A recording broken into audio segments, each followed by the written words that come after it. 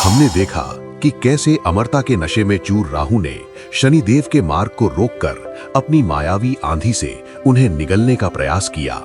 लेकिन क्या एक बिना शरीर वाली छाया न्याय के देवता के काल दंड से बच पाएगी? नमस्कार दोस्तों, एक बार फिर आपका स्वागत है पौराणिक पुराण में।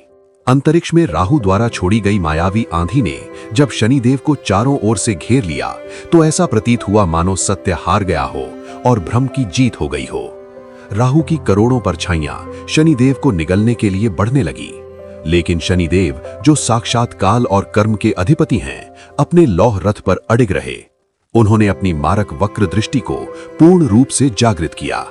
शनिदेव की दृष्टि से एक ऐसा बर्फीला और शोषक गुरुत्वाकर्षण उत्पन्न हुआ जिसने राहु की उन करोड़ों मायावी परछाइयों को एक ही झटके में निगल लिया।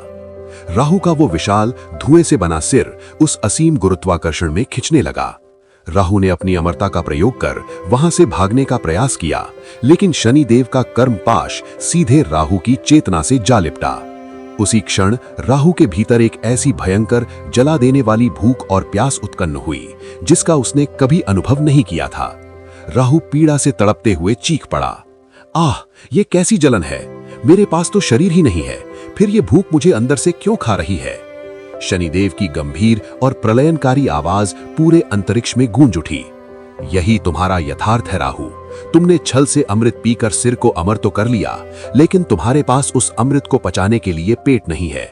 तुम्हारा ये भ्रम कि तुम मृत्यु से बच गए हो आज टूट गया है। तुम्हारी इच्छाएं अनंत हैं, लेकिन उन्हें पूरा करने का कोई माध्यम नहीं। ये अतृप्त वासना और ये कभी ना मिटने वाली भूख ही मेरा कर्मदंड है।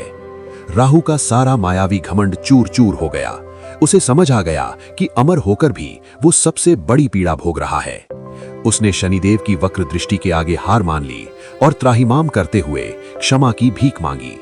शनिदेव ने राहु को छोड़ते हुए ज्योतिष का सबसे बड़ा उद्घोष किया, हे असुर स्वरभानु, आज तुमने जान लिया कि कर्म के आगे कोई माया नहीं टिकती। आज से जब भी जन्म कुंडली में तुम मेरे साथ बैठोगे तो वो योग श्रापित दोष कहलाएगा। ये दोष उस मनुष्य को उसके पिछले जन्मों के पापों की याद दिलाएगा। वो मनुष्य जीवन भर भ्रम, अतृप्त इच्छाओं और संघर्ष में तड़पेगा जब तक कि वो यथार्थ और मेरे अनुशासन को स्वीकार नहीं कर लेता। इस प्रकार नवग्रह मंडल में भ्रम के स्वामी राहु का अहंकार टूट गया और शनिदेव की सत्ता पूरे ब्रह्मांड में सर्वोच्च सिद्ध हुई। तो दोस्तों, राहु के पतन के साथ ही शनिदेव ने सिद्ध कर दिया कि दिखावा और छल चाहे कितना भी अमर क्यों ना हो, कर्म की अग्नि में उसे राख होना ही पड़ता है।